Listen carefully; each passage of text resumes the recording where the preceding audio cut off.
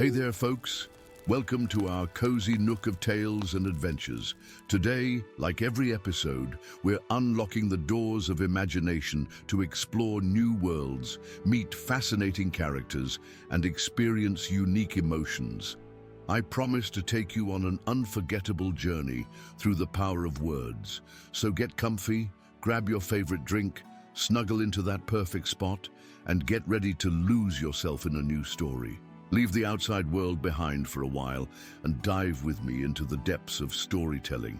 If you enjoy our content and want to support the channel, consider hitting the subscribe button and giving the video a thumbs up. Now, without further ado, let's dive into today's story. Time unraveled like a tapestry torn asunder as they fell. The narrow bridge of Moria had crumbled beneath them, sending both titans, light and shadow, wisdom and rage, spiraling into the unfathomable abyss. The Fellowship's cries faded into whispers, then silence, as Gandalf the Grey and the ancient Balrog of Morgoth plummeted beyond the reach of mortal comprehension. Yet the void that awaited them was not the empty darkness of death, but something far more primordial. The air shimmered with crystalline resonance, fracturing reality around them. The Balrog's flames, which had roared with such fury moments before, now scattered into motes of incandescent light, swirling like fireflies caught in a celestial dance. Gandalf's corporeal form likewise dissolved, his essence unwinding into threads of silver luminescence. "But what sorcery is this?" The thought echoed between them, no longer words but pure intention, as their consciousness expanded beyond physical constraints. Then came the music. It began as a single, perfect note, pure and undiluted, vibrating through the fabric of non-existence. This singular harmony expanded, blossoming into a symphony so vast and intricate that it defied comprehension. Chords of impossible complexity interwove, creating patterns that manifested as light, matter, potential. The Ainu Lindale, Gandalf's essence, resonated with recognition, the great music from before time. They were witnessing creation itself, not as memory or vision, but present at the very moment the world that is, came into being through the divine melody of Ilúvatar and the Ainur. Within this cosmic orchestration, their own essences recognized themselves, not as Gandalf and Balrog, but as Olorin and Aranruth, Maiar spirits who had existed before the shaping of Arda. Their true forms were magnificent, Olorin a swirling nebula of wisdom and contemplation, shimmering with subtle blues and silvers, Aranruth, a bold tempest of crimson and gold, radiating strength and decisive action. Most astonishing of all, they observed how their essences had once been intertwined, complementary aspects of a single divine theme, designed to balance each other in perfect harmony. We were one. Aranruth's realization came with the shock of lightning. His consciousness, no longer corrupted by millennia of darkness, experienced clarity for the first time since before the creation of the world. The two manifestations of a singular purpose, Olorin affirmed, until the harmony surrounding them trembled as a new strain entered the music, powerful, compelling, yet discordant. Melkor's rebellion against the theme of Ilúvatar rippled through the cosmic symphony. They watched as this dissonance struck precisely at the point where their own essences were most intimately connected, severing what was meant to remain whole. "The first sundering," Olorin observed. Our separation was not mere chance, but the initial fracture from which all subsequent imbalance flowed. Before them, the consequences of this division played out across the unfolding tapestry of time. Aranruth drawn inexorably toward Melkor's compelling darkness, his strength and passion twisted into rage and destruction. Olorin retreating into contemplation and subtle influence, wisdom divorced from decisive action, ever watching but seldom intervening directly. And two halves, eternally seeking wholeness. Aranruth's essence pulsed with the pain of recognition. Every confrontation throughout the ages was an unconscious attempt to restore what was sundered. Olorin completed. Around them, the music continued its inexorable progression, showing glimpses of what might have been had they remained unified, a world where wisdom guided strength, where contemplation led to righteous action. The absence of this balance had created the very disharmony that Sauron later exploited, amplifying Melkor's original discord. Their shared revelation was interrupted by a new presence, a gentle counter-melody woven through the cosmic symphony. This theme carried the unmistakable signature of Nienna, the Vala of mercy and compassion, whose wisdom came through tears and understanding through suffering. The path forward lies not behind, her music suggested without words. What was sundered cannot be restored as it was, but may be reborn as something greater. The symphony shifted, showing them glimpses of alternate realities, shadow worlds where their roles were reversed, Gandalf corrupted by pride and power, wielding fire and terror, the Balrog as a guardian of hidden knowledge, counseling caution and compassion. In these reflections, they recognize the fullness of their shared potential, both its glory and its peril. We must transcend our opposition, Olorin realized, neither dominating nor submitting to the other. A new harmony, Aranruth agreed, composed of both our natures. Guided by Nienna's gentle theme, their essences began a careful dance, approaching, retreating, each preserving their unique qualities while opening to the other's influence. It was a delicate negotiation across the boundaries of self, requiring absolute vulnerability, yet unwavering strength. As their consciousnesses intertwined, memories cascaded between them.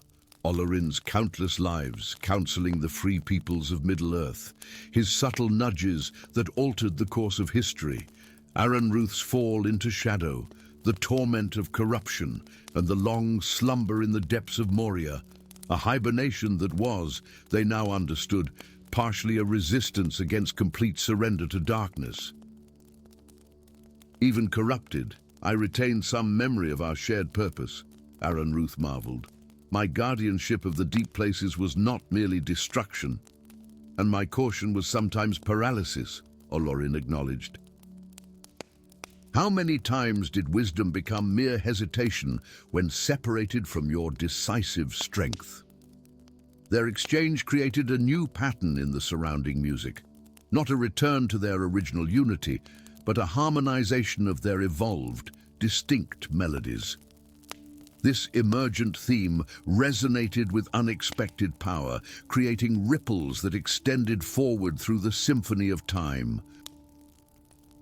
They watched with wonder as these ripples altered subtle patterns in the unfolding of Arda's destiny, strengthening resistance against Sauron's influence, inspiring courage where despair might have reigned, placing small but crucial obstacles in the path of darkness.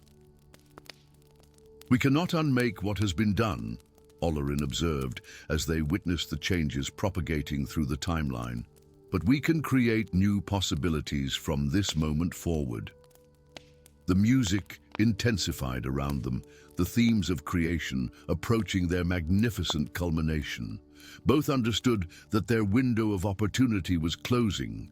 Soon the symphony would progress beyond the point where they could influence its patterns. What must be done?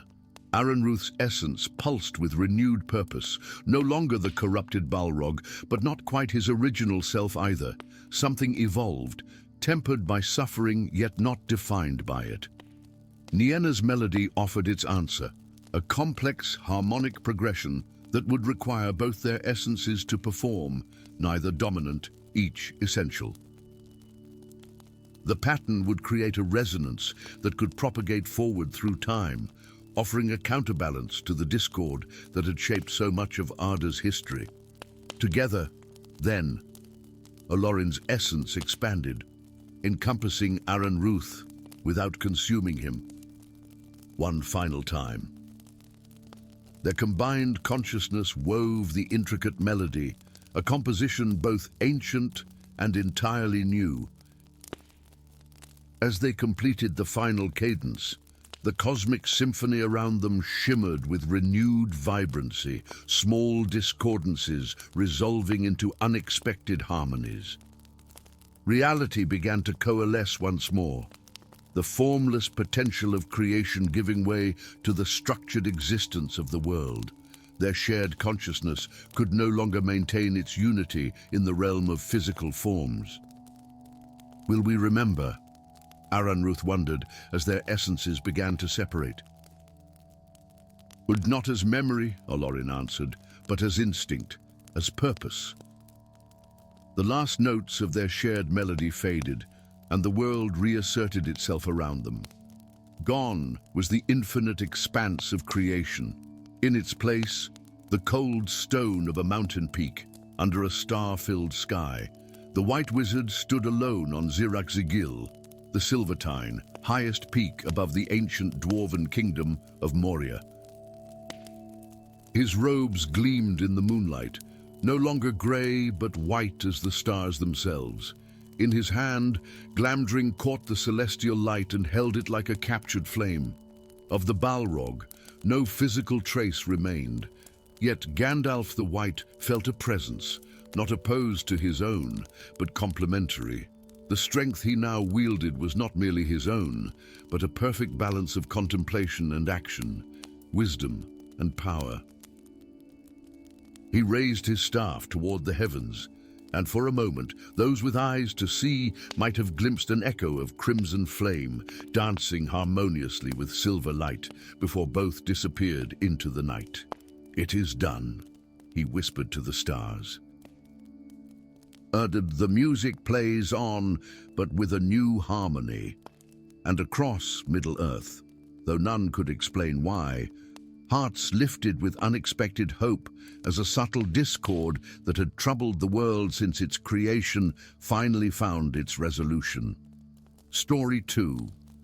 The ancient halls of Moria whispered with forgotten memories as darkness pulsed like a heartbeat through its labyrinthine depths. Far beneath the magnificence of vaulted chambers and mithril veins, beyond the reach of even the most adventurous dwarven miners, something ancient slumbered.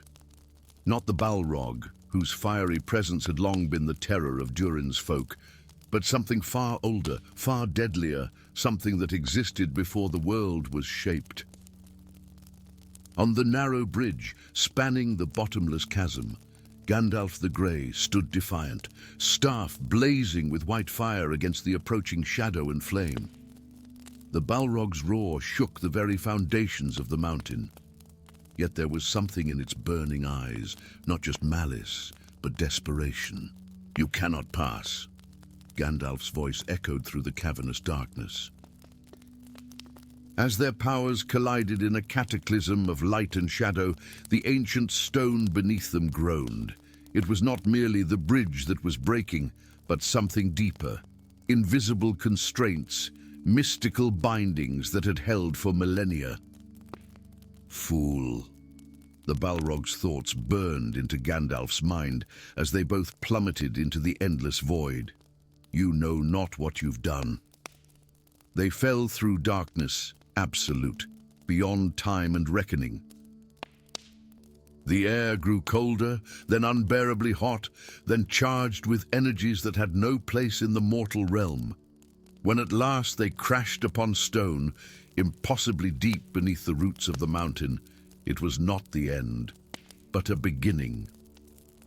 Gandalf rose unsteadily, Glamdring's blue flame providing the only light in a chamber of obsidian glass. The Balrog lay sprawled nearby, its fire dimmed to smouldering embers, dark ichor seeping from wounds in its shadowy form. So falls the mighty wizard's bane, Gandalf muttered, approaching cautiously. Silence!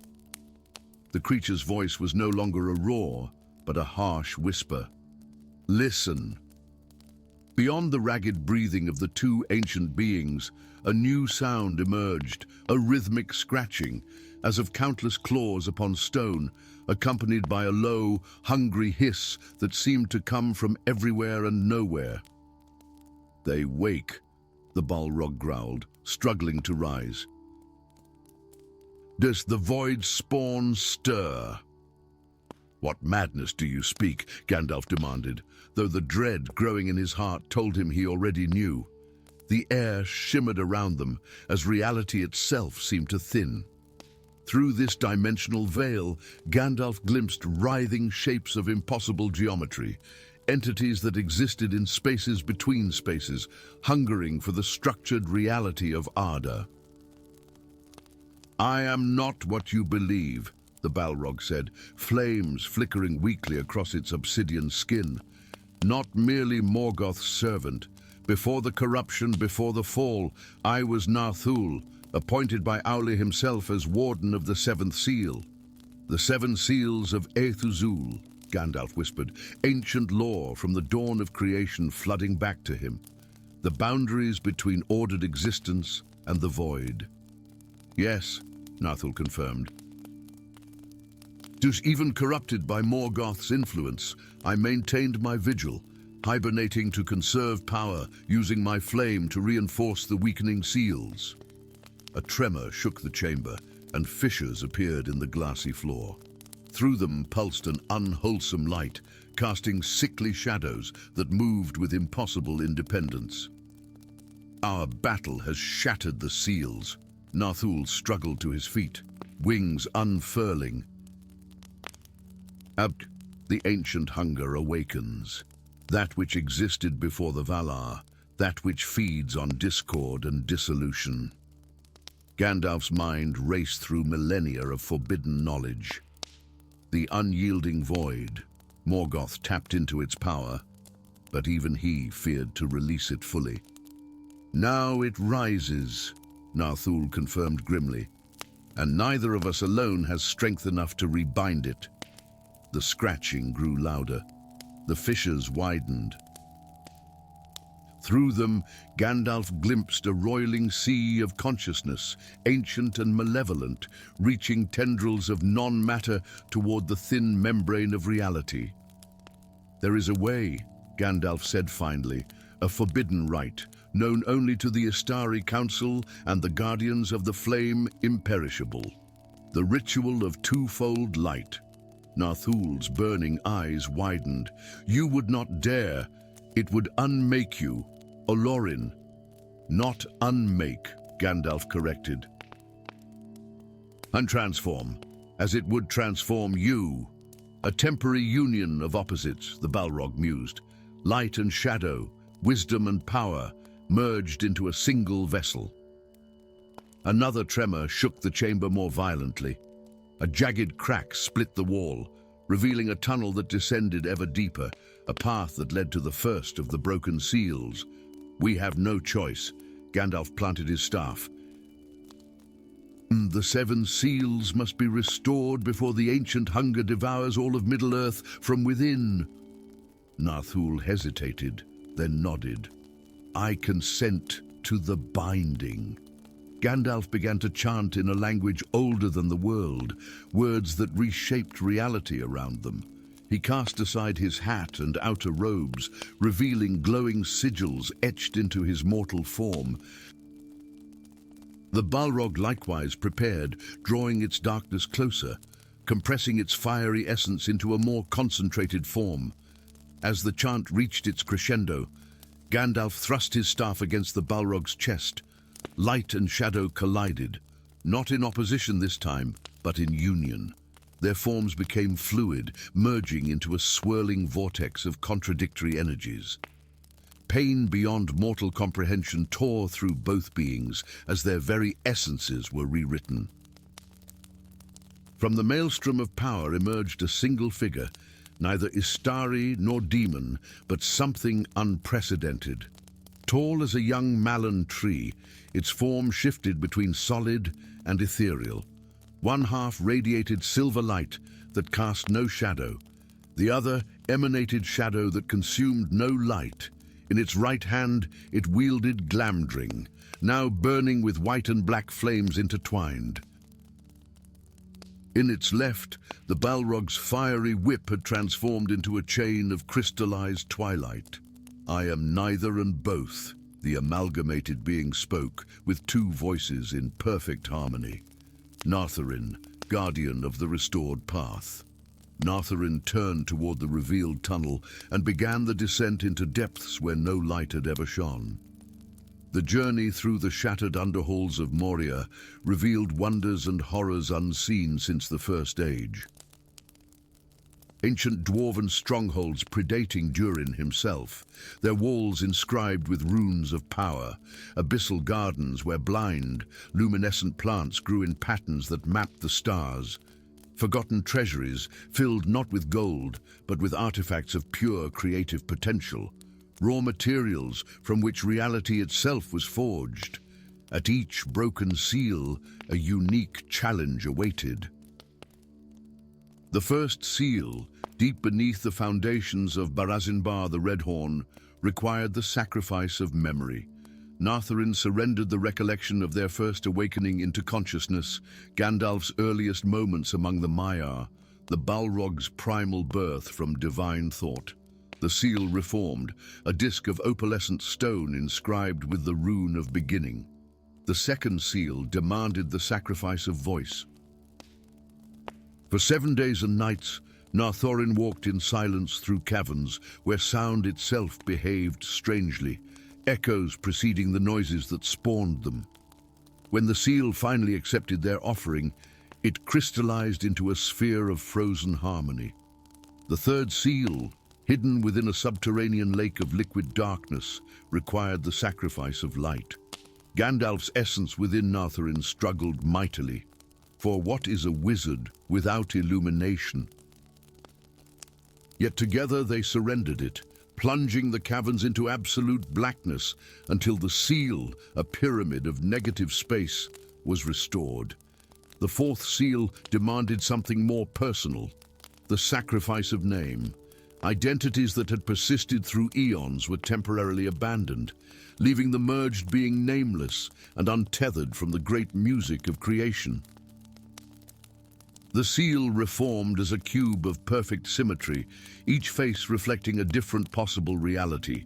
The fifth seal, suspended in a chamber where gravity pulled in all directions at once, required the sacrifice of form. Nartherin dissolved into pure energy, experiencing the terror of non-existence while maintaining the singular will to reform. The seal manifested as a dodecahedron of crystallized potential. The sixth seal demanded the sacrifice of purpose. All justifications, all missions, all destinies were temporarily relinquished. In this state of perfect surrender, the seal reformed as an intricate knot of metallic threads, each representing a path of possibility. When at last they reached the seventh and final seal, the great boundary between ordered existence and the hungering void, they found it not merely broken, but devoured. In its place writhed a mass of non-being, a portal through which the ancient hunger was already beginning to emerge. The final sacrifice, Nartherin whispered with their unified voice. The sacrifice of self. The merged being understood what must be done. Neither Gandalf nor the Balrog could survive what came next, and yet neither would truly perish. Drawing upon the full measure of their combined power, Nartherin began to unravel the very essence that composed them, weaving it into a new seal stronger than the original. As the last threads of their consciousness were worked into the pattern, a moment of perfect clarity came to both Gandalf and Narthul. They glimpsed the music of the Ainur in its totality, not just the notes they themselves had sung, but the grand composition in its infinite complexity. They saw how their opposition had been necessary, how their union had been inevitable, and how their sacrifice would reshape the harmony of ages to come. The seventh seal reformed, a perfect circle inscribed with the true names of all beings who had ever existed or would exist. The boundary between reality and dissolution was restored. Far above, in the halls of Moria, the Fellowship of the Ring mourned the loss of Gandalf the Grey. None could know that deep beneath their feet, neither wizard nor Balrog truly perished, but instead became the foundation of a new protection for Middle-earth. Yet on the highest peak of Zirak-Zigil, the Endless Stair, months later, something extraordinary occurred. A figure emerged from the mountain mists, robed in white, bearing a staff of crystal and shadow.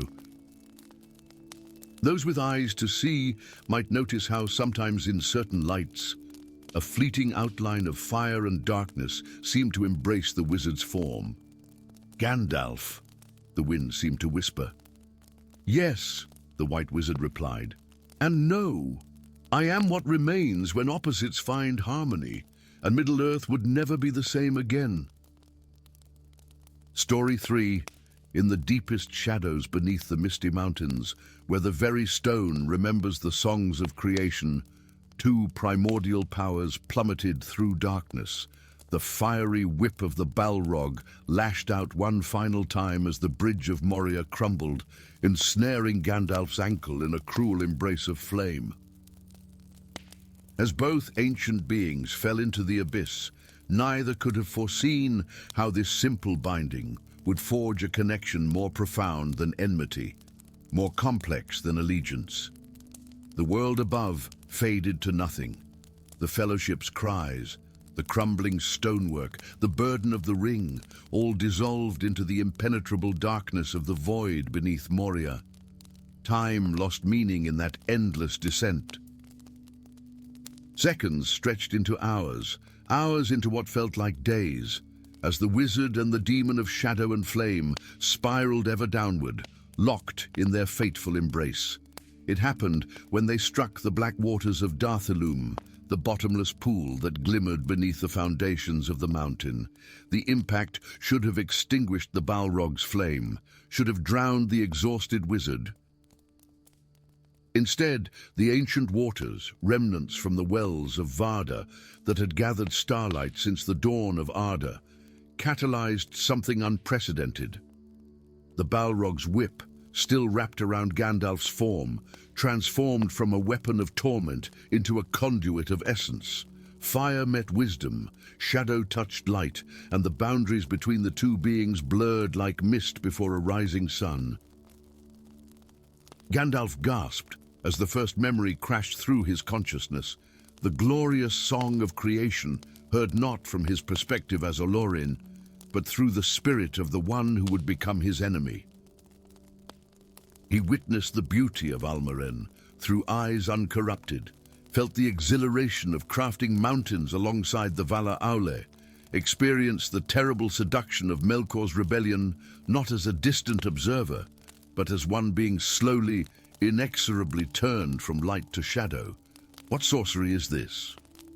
The Balrog's voice no longer came as a roar of flame, but resonated directly within Gandalf's mind, tinged with confusion and rage. "No sorcery, I know," Gandalf replied, struggling to maintain his sense of self as more memories flooded through him.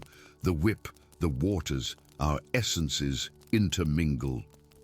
The Balrog thrashed violently, trying to sever the connection, but the effort only deepened their bond.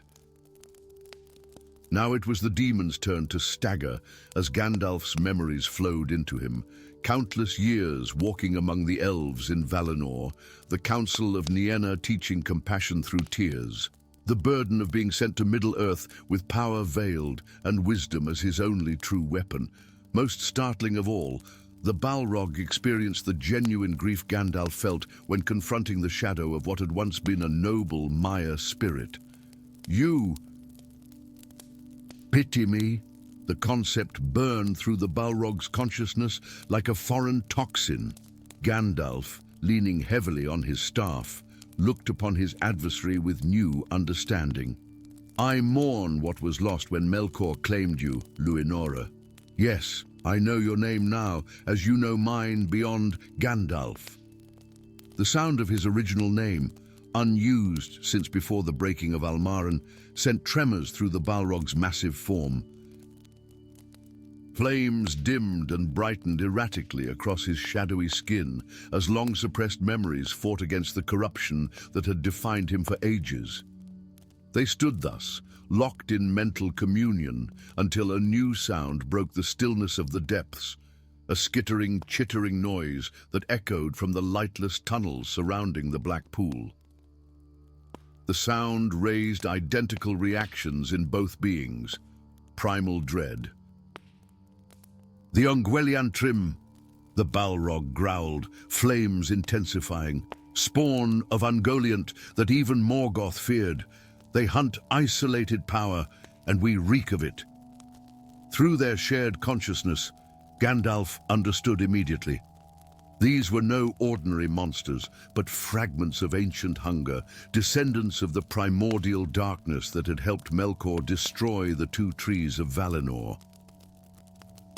They fed on light and magic, growing stronger with each essence they consumed. We cannot fight them separately, Gandalf said, an impossible plan forming in his mind. Neither flame nor staff alone will drive them back. You suggest alliance?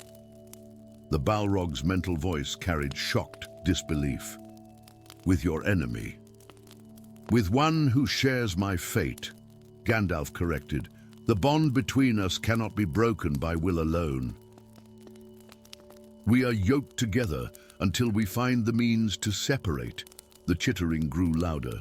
In the faint light cast by the Balrog's subdued flames, glistening black appendages began to appear at the tunnel mouths, too many limbs moving with unnatural coordination, belonging to entities that had never known light or mercy. Necessity forced agreement where reason might have failed. As the first of the Ungweliantrim emerged, a nightmarish amalgamation of spider and shadow, with eyes that drank light rather than reflected it, Gandalf and the Balrog moved as one. The wizard raised his staff not against the Balrog but beside it. Lend me your fire, and I shall give it purpose. Something stirred in the Balrog's ancient memory. A forgotten time when Maiar worked in harmony rather than opposition. Against every instinct corrupted by millennia of darkness, Luinora extended his hand toward Gandalf's staff. The resulting conflagration transcended anything either had wielded alone. Silver-blue wizard fire merged with the crimson-black flames of Morgoth's corruption, creating a spiraling vortex of amethyst energy that illuminated the cavern with impossible brilliance. The Ungweliantrim shrieked, their sound without sound piercing directly into the mind as the purified flames seared through their twisted forms. When the light subsided, the creatures had retreated. Though both Gandalf and the Balrog knew they would return with greater numbers, the temporary victory had cost them. Both sagged with exhaustion, the mental bridge between them fluctuating but never breaking. And there is a way to sever this bond, the Balrog said finally, ancestral knowledge surfacing through their connection. The source of souls beneath Khazad-dûm, the glass pool the dwarves revere. There, at the headwaters of the Silverlode, dwells power from the beginning of days. Gandalf nodded slowly, ancient lore aligning with the Balrog's knowledge, the mirror of beginning and ending. But it lies leagues from here, beyond tunnels and caverns untrodden for ages, and the path is guarded by more than the spawn of Ungoliant, the Balrog added grimly. The nameless ones still wander these deeps, spirits that rejected both Valar and Melkor, owing allegiance only to the void. Thus began their unlikely journey through the forgotten underhalls of Middle-earth. Each step took them through wonders and terrors untold in any lore preserved by elf or man. They traversed the crystal chasm of Radenbreth, where formations of living crystal sang mournful harmonies as they passed. they skirted the edges of the Lake of Whispers, whose waters harbored the last thoughts of all who had died in darkness. Throughout it all, the bond between them fluctuated in strength but remained unbroken, allowing memories and knowledge to flow between ancient enemies. In moments of rest, they explored the limits of their connected powers. Gandalf discovered that with concentration, he could channel and redirect the Balrog's flame, refining its destructive nature into controlled brilliance. The Balrog, in turn, found that through Gandalf's wisdom, he could recall techniques of creation long forgotten beneath Morgoth's dominion. Together, they developed a new magic, neither purely of the Istari nor of Morgoth's corruption, but something that existed in the balance between extremes. It manifested as crystalline structures of frozen flame that illuminated their path and confused predators, as barriers of transparent force that could withstand even the acidic touch of the Ungwelliantrim, who continued to hunt them through the lightless ways. The most profound changes occurred in silent moments. The Balrog, experiencing compassion for the first time in millennia through Gandalf's memories, found himself troubled by unfamiliar sensations, regret for destruction wrought, longing for a time before corruption. Gandalf, glimpsing the systematic torture that had transformed a noble Maya into Morgoth's weapon, developed not just pity, but genuine understanding for his adversary's fall. Had our positions been reversed, Gandalf admitted during one rest, had I endured what you endured in the pits of Utumno, I cannot say I would have resisted longer. The Balrog's flames dimmed to embers, his massive form huddled against ancient stone. And yet, some small part of me did resist, even at the end. Why else would I have retreated to the deeps rather than joining Sauron's dominion? Why sleep for ages rather than continue Morgoth's work? 7 days into their journey, they reached the antechamber of their destination, a vast cavern whose ceiling dissolved into darkness beyond even the Balrog's illumination. At its center stood a perfect circle of obsidian 30 paces across, its surface reflecting not the chamber around it, but stars no living eye had beheld for ages. "The Mirror of Feanturi," Gandalf whispered, recognizing the ancient artifact from whispered legends among the wise. "Gateway to the source of souls." Before they could approach, a voice like the grinding of continental plates reverberated through the chamber. "What seeks the divided one at the threshold of severance?" A figure materialized beside the obsidian pool, neither elf nor man nor dwarf, but a being composed of what appeared to be fragments of starlight held together by will alone. This was one of the Guardians, spirits that had existed since the kindling of the stars, sworn to protect the boundaries between realms. "We seek separation," Gandalf answered, stepping forward with his staff raised not in threat, but in respect. "Our essences were joined against our will."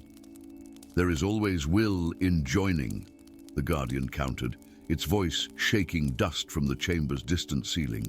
"As there is always cost in separation. The waters will divide what is combined, but each must leave something within the other. What will you surrender, divided one?" The implication was clear. To break their bond, each would have to leave a permanent fragment of themselves within the other. They would be forever changed by this encounter, carrying a piece of their ancient enemy throughout the remainder of their existence. Gandalf and the Balrog exchanged a long look, their shared consciousness allowing a silent conversation more complex than words could convey. After what seemed an eternity, both nodded in unison. "We accept the cost," they spoke in perfect harmony. The guardian gestured, and the obsidian pool began to ripple like water disturbed by an unseen stone. Then enter the mirror, divided one and become two once more. Hand in hand, one gnarled and wizened, one formed of shadow and flame, they stepped into the ancient waters. The last thing either remembered was a sensation of falling upward, as if gravity itself had reversed, and the perfect knowledge of what each had chosen to leave behind. Months later, the Fellowship would marvel at the return of Gandalf the White, transformed by his ordeal beneath the mountains. None could explain the occasional flickers of flame that sometimes danced in his eyes when he was deep in thought, or why he would sometimes pause and look eastward toward Mordor with an expression not of hatred, but of complex regret. And in the deepest shadows beneath Caradhras, a solitary figure of subdued flame contemplated concepts once foreign to his nature. Mercy, redemption, the possibility of return. His fire burned with a new quality, tinged with silver at its edges, illuminating ancient halls not to consume, but to create. The Balrog of Morgoth was no more. What remained was something between darkness and light, finding its way back to a path abandoned ages ago. Two beings, forever changed by an accidental bond, continued their separate journeys. But in quiet moments, across impossible distance, each could sometimes sense the other's presence, not as enemy, not quite as friend, but as the keeper of a piece of their own soul, the unlikely guardian of their most profound transformation. Story 4. The darkness of Moria stretched into infinity, deeper than memory, older than kingdoms. Here in the sunless realm, beneath the misty mountains, ancient powers stirred in the blackness. The Fellowship had fled, their footsteps fading into distant echoes, leaving behind two primordial beings locked in confrontation upon a narrow bridge spanning an immeasurable chasm. Gandalf stood defiant, his weathered face illuminated by the pale glow of his staff, watching as shadow and flame took form before him. The Balrog emerged from darkness like a nightmare given flesh, its massive form wreathed in crimson fire, wings of shadow unfurling to fill the cavernous space. Steam billowed where molten footfalls met cold stone.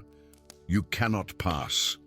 Gandalf's voice echoed through the vast chamber, his words carrying power beyond mere sound. The Balrog's fiery whip cracked against the darkness, splitting the air with a sound like thunder. Yet beneath its infernal roar lay something that gave the wizard pause, recognition. The creature's eyes, burning coals set in a face of liquid flame, held an ancient awareness that pierced through Gandalf's mortal guise. "It knows me, not as Gandalf the Grey, but as a Lorin." The realization struck him with the force of a dwarven hammer. This was no mindless servant of Morgoth, no mere shadow dweller defending its territory. The Balrog's gaze reflected millennia of conscious existence, and within those flames flickered memories as old as Arda itself. As they faced each other across the narrow span of Durin's bridge, time seemed to waver. The chamber around them blurred, and for an instant, Gandalf glimpsed not the ruins of Moria, but the gleaming towers of Almaran, the first dwelling of the Valar in the dawn of creation. He saw himself not as a grey-robed pilgrim, but as a Lorin in his true form, a spirit of wisdom and light. And before him stood not the corrupted fire demon, but Zathiel, once a magnificent Maya of Aule, is following, craftsman of ethereal fire and keeper of the deep furnaces that shape the mountains. "We have danced this dance before, old friend." The Balrog's thoughts burned into Gandalf's mind, words unspoken, yet clear as crystal. Through ages uncounted, across realms forgotten by all but us. Gandalf's grip tightened on his staff as memories long buried surfaced like shipwrecks rising from the deep. The first age of stars, before even the awakening of elves, Zatiel and Olorin, then companions in the service of the Valar, had been entrusted with a sacred duty to guard the Silmanare, one of the 7 foundational flames from which the flame imperishable had been divided. These primal fires, containing the raw creative power of Ilúvatar, were hidden throughout Arda, their collective might capable of forging artifacts of unimaginable power or remaking the very laws that governed existence. The flame was never meant for one guardian alone, Gandalf whispered, understanding blooming like dawn after the longest night. We were meant to balance each other, wisdom to temper power, strength to protect knowledge. The Balrog's flame surged higher, its mental voice crackling with ancient rage and something else, bitter regret. Then came Melkor with promises of freedom. While you counseled patience, I sought action. The Silmanare was never safe enough, never protected enough. I thought to hide it deeper, to forge defenses beyond what the Valar had decreed. Around them, the veil between present and past thinned further. The air shimmered with heat haze, and through it, both beings witnessed fragments of their shared history, the argument in the chambers of fire beneath the mountains of Almaren, Zathiel's growing obsession with creating the ultimate guardian for the flame, his gradual seduction by Morgoth's whispers that promised knowledge beyond the constraints imposed by the Valar. You betrayed our trust. Gandalf's words carried the weight of an age-old accusation. I sought to perfect it. The Balrog's roar sent cascades of stone crumbling from the distant ceiling. When Melkor revealed his true purpose, I fled with the flame. I did not give it to him, though he hunted me through the broken lands of Beleriand. The bridge beneath them trembled, ancient stone responding to the primal energies surging between the two beings. The Fellowship had witnessed but a shadow play, a physical manifestation of a conflict whose roots stretched back to before the first age of Middle-earth. The Silmanare, Gandalf's eyes widened with sudden comprehension. It is here. You've kept it hidden in the depths of Moria all these long years. The Balrog's form seemed to both diminish and grow more concentrated, flames burning with an intensity that threatened to melt the very air. And within my essence it remains, neither used nor surrendered. I could not return it, for the paths to Valinor were closed to me. I could not employ it, for its power would have revealed my hiding place to both Morgoth and the Valar. With terrible clarity, Gandalf understood the true nature of their confrontation. The ring that Frodo carried was but one darkness threatening Middle-earth. Should the Silmanare fall into Sauron's hands, Sauron, who had once been Mairon, greatest of Aule Smyre and master-smith of Morgoth's forces, he would gain the power not merely to dominate, but to recreate the world according to his design. You must let me take it, Gandalf said, taking a step forward on the narrow bridge. The flame must return to Valinor with the last ships of the elves. Never! The Balrog's wings spread wider, its form growing more substantial as it drew upon long hoarded power. You always counseled obedience, Olorin, always the faithful servant. But I have carried this burden for ages uncounted, enduring corruption and exile. The flame responds to me now. It is mine by right of suffering. Power erupted between them, Gandalf's staff blazing with white fire to counter the Balrog's crimson inferno. The narrow bridge, never meant to withstand such forces, began to crack beneath their feet. You fool! Gandalf's voice rose above the cacophony of breaking stone and roaring flame. The flame responds to your corruption.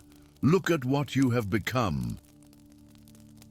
The Silmanare was never meant for possession. It was a trust, a sacred duty. For an instant, something like doubt flickered across the Balrog's burning countenance. In that moment of hesitation, Gandalf struck, his sword Glamdring, the foe hammer of Gondolin. flashing with blue-white fire as it cleft through shadow and flame. The Balrog staggered backward, its whip lashing out more in reflex than attack.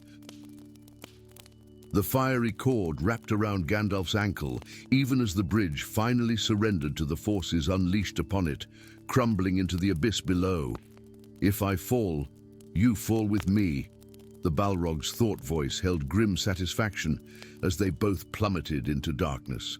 "The flame will be decided between us, as perhaps it always was meant to be." They fell beyond light, beyond sound, beyond the reckoning of the world above. Through the lightless void they tumbled, locked in combat that transcended physical form. Gandalf's mortal guise began to slip away, revealing more of Alorin's true nature, a being of silvery light and compassionate wisdom. The Balrog too changed as they fell, its corrupted form occasionally revealing glimpses of the majestic Zathiel, who had crafted wonders in the dawn of creation. Their battle continued as they plunged through caverns unimaginable, vast cathedral spaces where luminous fungi created constellations across midnight ceilings, through chambers where crystal formations resonated with tones no mortal ear had ever heard, past underground lakes that mirrored not their surroundings, but distant stars. At last, they crashed upon the peak of Ziraxigil, the silver spire of Moria that thrust up through the heart of the mountain. There, beneath a cold sky scattered with stars unchanged since the First Age, their conflict would reach its conclusion.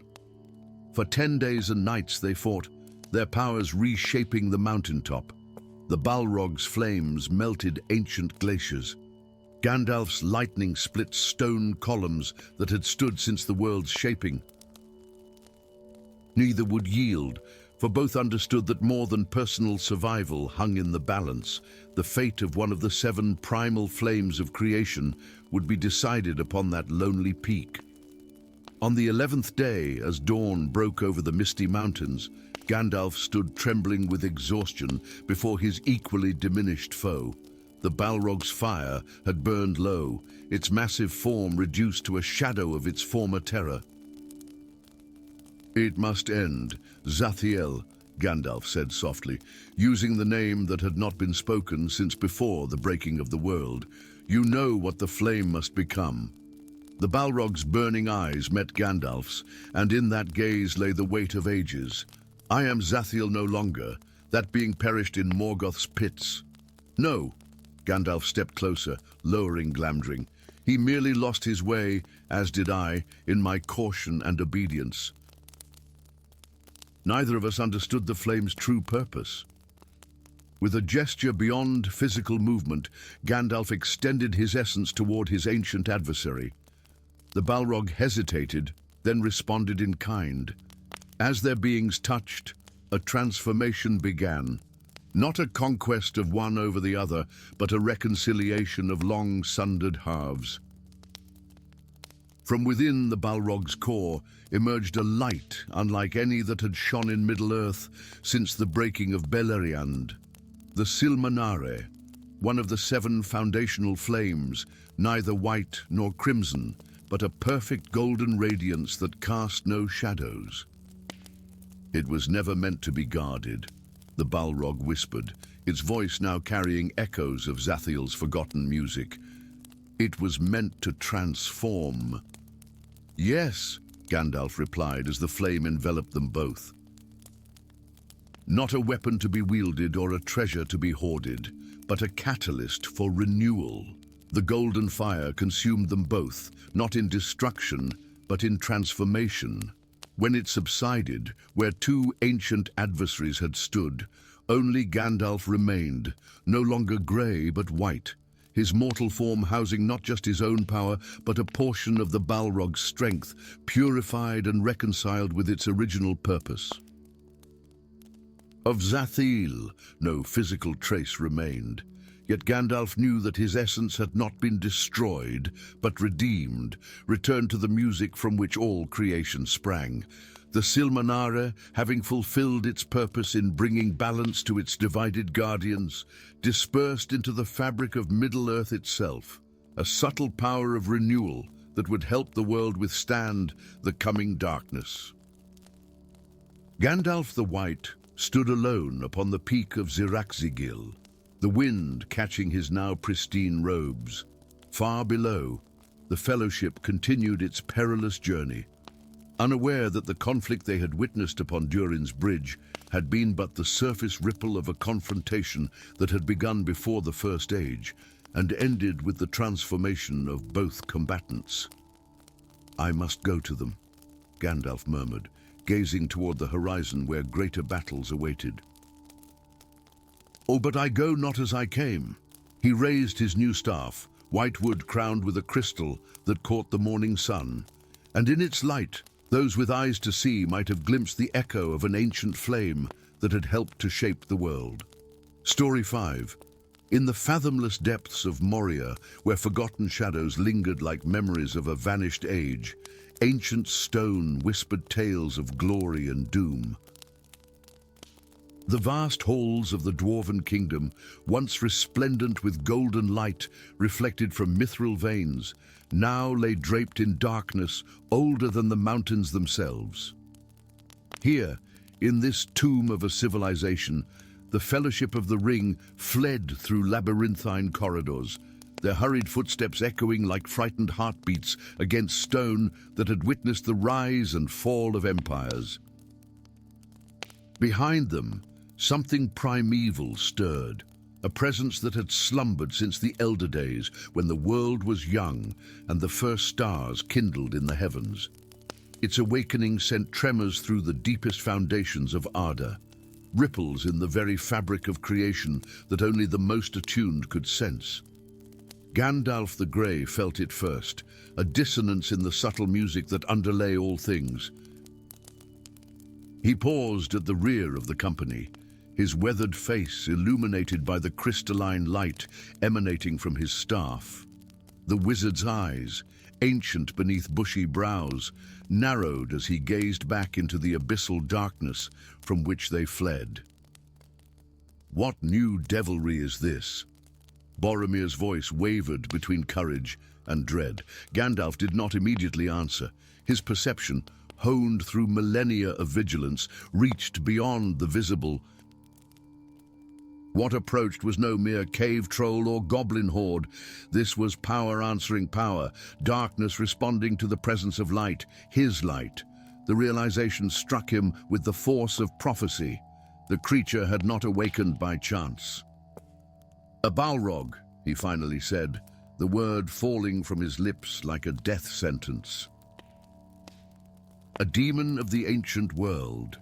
What he did not say, what he could not say before the frightened company, was that this particular demon was known to him, not as Gandalf the Grey, wandering wizard of Middle-earth, but as Olorin, Maya of Nienna, who had walked the undying lands of Valinor when the world was young. They ran, their desperate flight leading them to a narrow bridge spanning an immeasurable chasm, Durin's Bridge, last defense of the dwarven kingdom's innermost sanctum. Gandalf ordered the others across, knowing what must come next.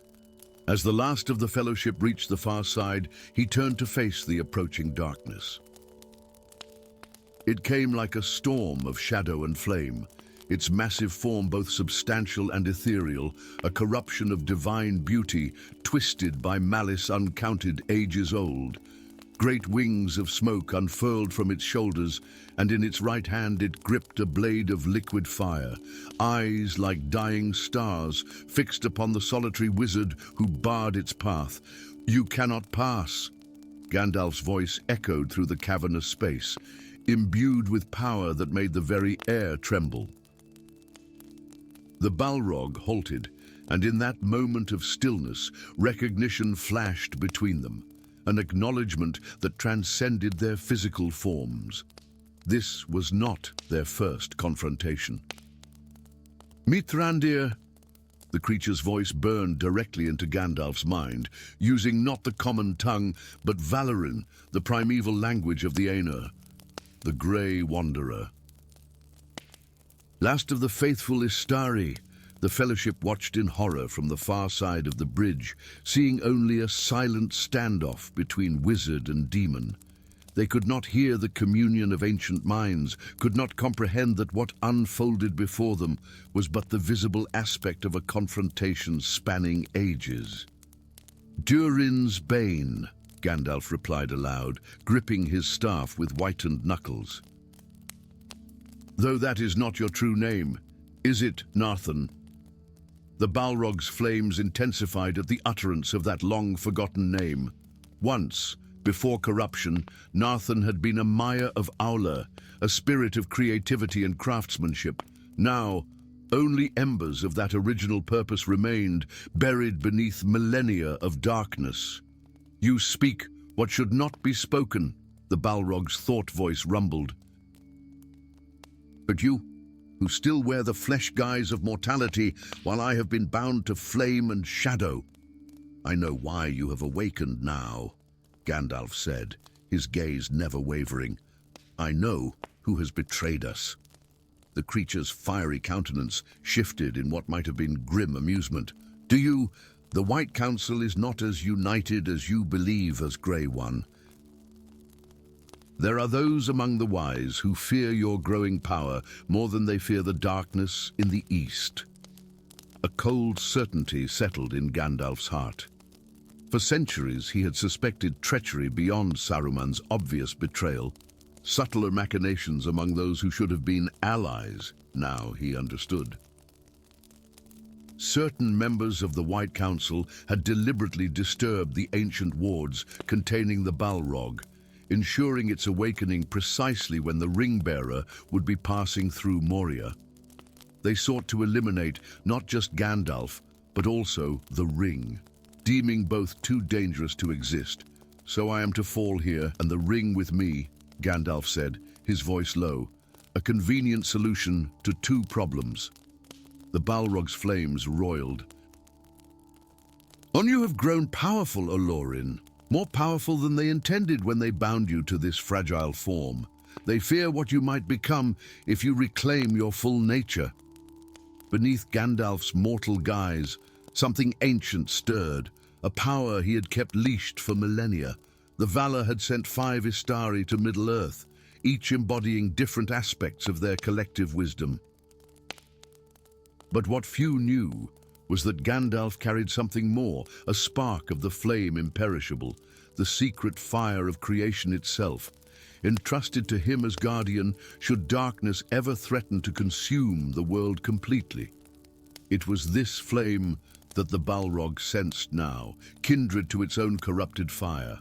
It was this connection that made their confrontation inevitable, for like recognizes like across the vastness of creation. "I was not sent here to fall," Gandalf declared, raising his staff. White light blazed against crimson flame as power answered power. The Balrog's whip cracked, a serpent of fire lashing toward the wizard. Gandalf parried with Glamdring, the ancient elven blade gleaming blue-white with internal radiance. The impact sent tremors through the narrow bridge. "I am a servant of the secret fire, wielder of the flame of Anor." Gandalf's voice rose above the tumult, each word laden with power that transcended the physical realm.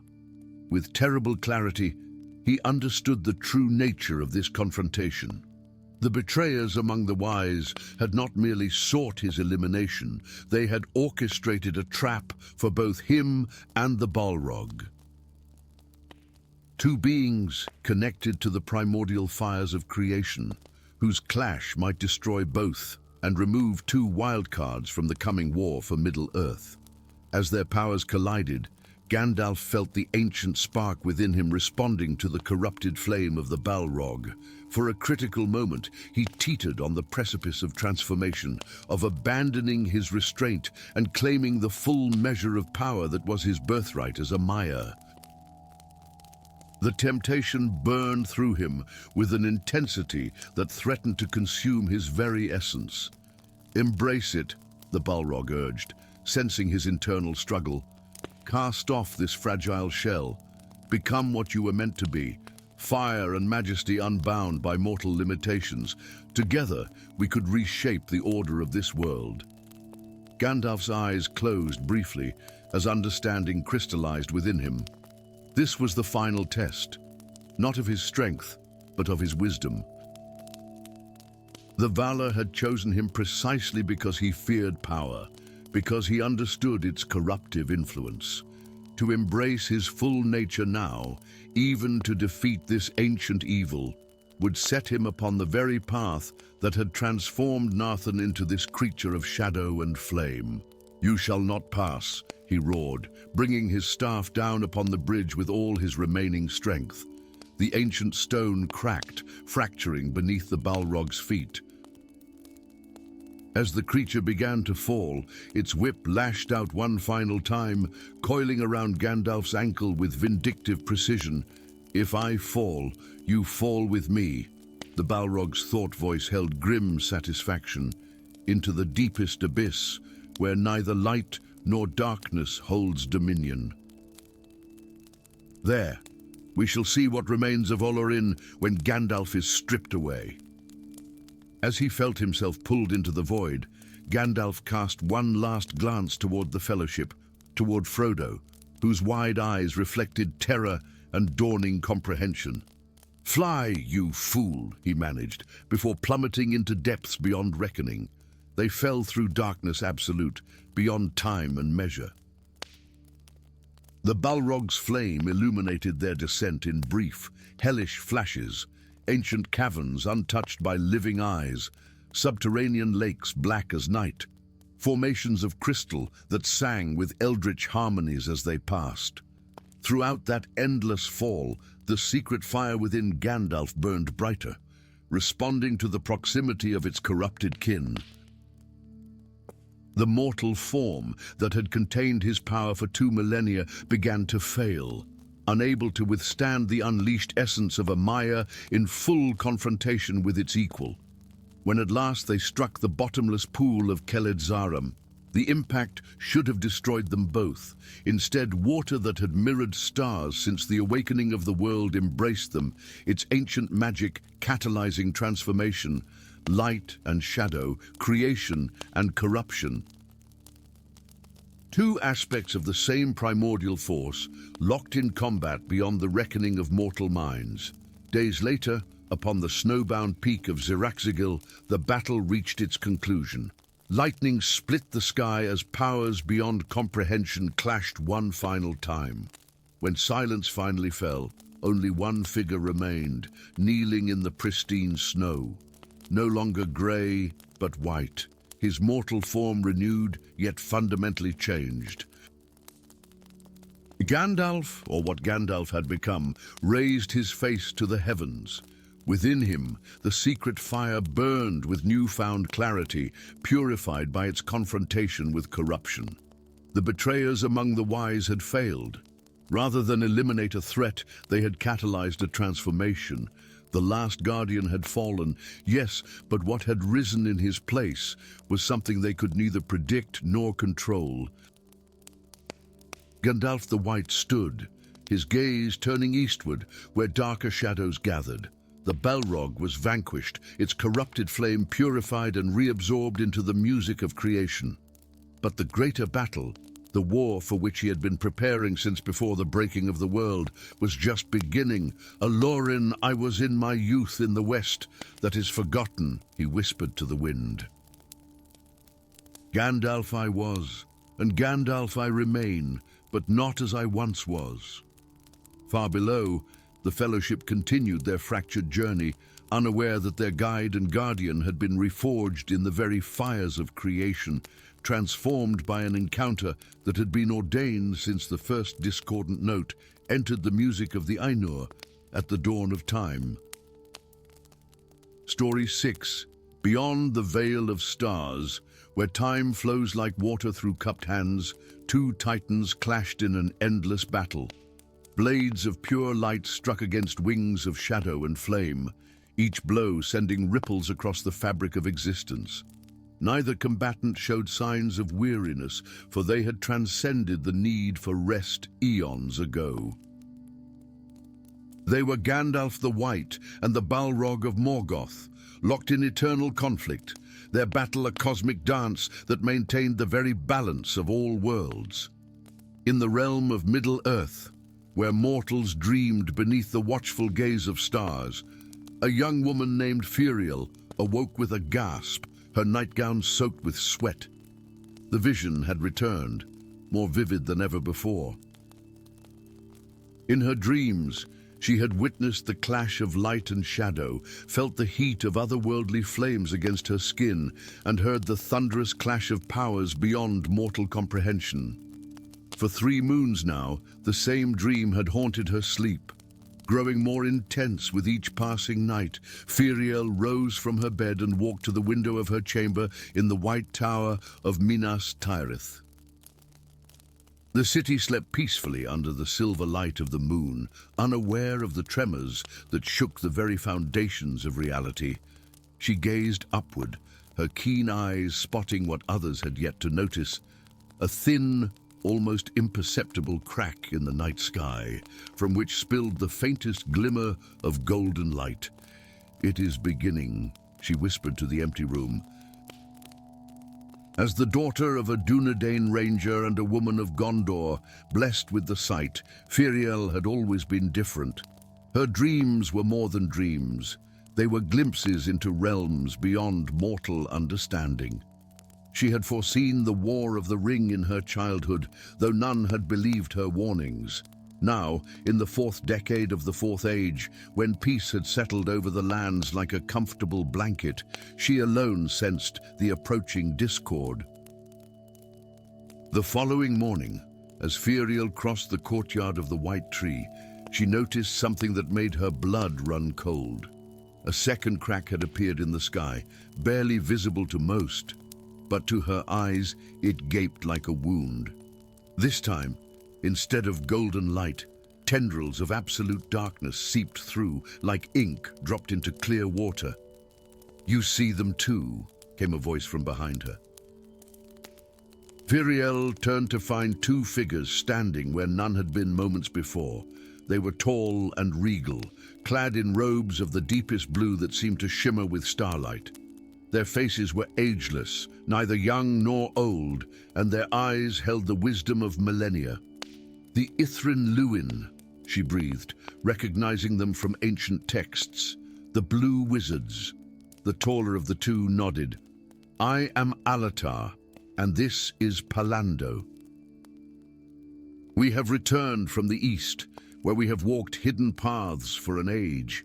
The balance falters," said Palando, his voice like the rustling of autumn leaves. "The eternal dance grows erratic." Firiel's heart raced. "My dreams, they are real." "More real than this world you walk," Alatar replied. "What you witness is the battle beyond battles, the conflict that sustains all existence." Over the next days, as the wizards led Firiel through forgotten lore and hidden knowledge, more cracks appeared in the sky. Some poured forth light so pure it blinded those who gazed too long. Others leaked darkness that seemed to devour the very air around it. The people of Gondor grew fearful, speaking in hushed whispers of the end of days. "Aye, the eternal dance is failing," Palando explained, as they sat in the ancient library of Minas Tirith. Gandalf and the Balrog, locked in their endless battle, maintained the balance between light and darkness, but something has disrupted their rhythm. "What could possibly affect beings of such power?" Firiel asked. Alatar's eyes grew distant. "The dance requires perfect opposition. Neither can ever truly defeat the other, for they are 2 halves of the same whole. But now, after eons of battle, they begin to understand each other too well. Their conflict loses its purity as empathy grows between them." Empathy? Between Gandalf and a creature of shadow and flame? "Even the darkest flame casts light," Palando mused, "and even the brightest light casts shadows." As weeks passed, the cracks in the sky multiplied. In some places, reality itself began to fray, with objects floating weightlessly or time flowing backwards. In a small village near the Anduin, children aged in reverse, becoming infants before their horrified parents' eyes. In the forests of Ithilien, trees uprooted themselves and walked, their roots grasping at the air like gnarled fingers. The Blue Wizards determined that someone must journey to the realm beyond the sea circular, to where Gandalf and the Balrog continued their battle, and restore the balance. Firiel, whose dreams had connected her to this conflict, was the only mortal who could find the way. But what could I possibly do against such powers, she asked. Alatar placed a weathered hand on her shoulder. You will not fight them, but remind them of their purpose. And for this, you will need a light that belongs to neither of them, but to the world itself. From within his robes, he produced a small iron box, sealed with runes that shifted and changed as Firiel watched. This has been guarded in the east for ages uncounted. Inside lies the lost Silmaril of Maedhros, which was thought to have perished in the fiery depths of the earth. Firiel's breath caught in her throat. The Silmarils were legendary jewels, crafted by Feanor in the Elder Days, containing the light of the two trees of Valinor before the coming of the sun and moon. How did you come to possess such a treasure? She whispered. That is a tale for another time, Pallando said with a slight smile. You know only that it survived, and its light, which is neither good nor evil, but simply is, may remind the combatants of what they fight to preserve. The journey to the edge of the world was arduous. Guided by the Blue Wizards, Firiel sailed on a ship of ancient design, its sails woven from the hair of elves long departed from Middle-earth. They navigated by stars that no mortal had ever named, through seas that changed color with the passing hours. As they approached the boundary of the world, where the sea fell away into the void, Firiel felt a tremor in her very soul. The cracks in reality were everywhere here, some large enough to step through, showing glimpses of otherworldly landscapes or complete nothingness. We can go no further, Alatar said regretfully. The realm beyond is barred to us by ancient decree. You alone must complete this journey. Firiel clutched the iron box containing the Silmaril to her chest. How will I find them? They will find you, Pallando assured her. Or rather, you will be drawn to them. The connection forged in your dreams will guide you. With a courage she did not know she possessed, Firiel stepped into one of the larger cracks in reality. The sensation was indescribable, like being unmade and remade in the span of a heartbeat. Colors she had no names for swirled around her, and sounds that should not exist filled her ears. When the world solidified again, she stood upon a vast plain of white crystal that extended infinitely in all directions. The sky above, if it could be called a sky, was a swirling maelstrom of light and darkness, constantly shifting and changing. And there, in the center of everything, were two figures locked in combat. Gandalf, no longer the old man of legend, but a being of pure white light, wielded a staff that seemed to be made from the very essence of creation. The Balrog, twice the size Firiel had seen in her dreams, was a creature of living shadow, wrapped in flames that burned without consuming. Their battle was beautiful in its terrible symmetry, a dance of perfectly matched opposites. Each movement flowed into the next, with a grace that belied the devastating power behind every strike. With each clash, the very fabric of the crystal plane shuddered. Firiel approached slowly, the Silmaril's box growing warm in her hands. Neither combatant seemed to notice her. They were too consumed by their eternal struggle. As she drew closer, she could feel the heat of the Balrog's flames and the cool radiance of Gandalf's light. With trembling fingers, she opened the box. The Silmaril within blazed with a light unlike any other, not the harsh brilliance of Gandalf's power, nor the consuming heat of the Balrog's flame, but something purer, more primordial. It was the light of creation itself, preserved from the dawn of time. The effect was immediate. Both titans froze in mid-strike, their attention drawn to the jewel in Firiel's hands. The light of the Silmaril reflected in Gandalf's luminous form, creating rainbows of impossible colors. In the Balrog's obsidian eyes, it sparked reflections like stars in a midnight sky.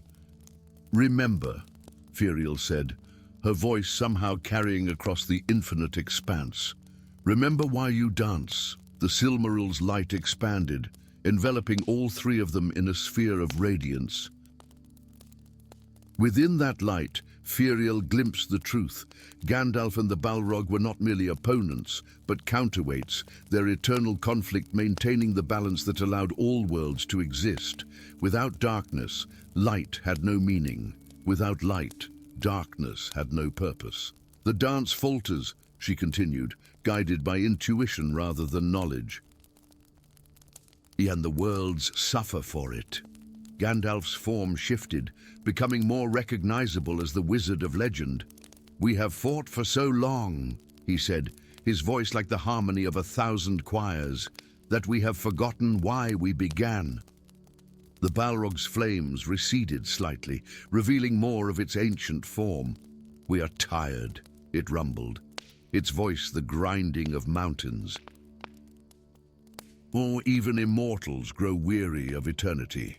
"Then dance differently," Firiel suggested, the Silmaril pulsing in her hands, "but dance you must." Understanding dawned in both beings. With a nod that contained eons of meaning, they stepped apart. Then, in perfect synchrony, they began a new form of their eternal dance, not a battle of destruction, but a choreographed display of power in balance. Light and shadow, intertwining without consuming one another. The crystal plane beneath them stabilized, and Firiel felt the cracks in reality beginning to heal. The Silmaril's light dimmed to a manageable glow, its purpose fulfilled. As she felt herself being drawn back to her own world, Firiel heard Gandalf's voice one last time. "The dance continues, but now with understanding." "We are grateful, daughter of dreams." When Firiel opened her eyes, she stood once more on the deck of the elven ship. The blue wizards watched her with knowing smiles. Above them, the sky was whole again, unmarred by cracks or seeping energies. "It is done," she said simply. Alatar nodded. "The eternal dance continues, but now with harmony rather than discord. And the worlds are safer for it," added Palando. As they sailed back toward Middle-earth, Firiel watched the stars twinkling peacefully overhead. She knew that beyond them, in a realm few would ever glimpse, two ancient enemies continued their eternal dance, not in hatred, but in cosmic understanding. Light and shadow, forever intertwined, maintaining the delicate balance upon which all existence depended. And sometimes, in the quiet moments between dreaming and waking, she could almost hear the music of their dance, echoing across the boundaries of reality. A reminder that even the greatest conflicts might find resolution in understanding.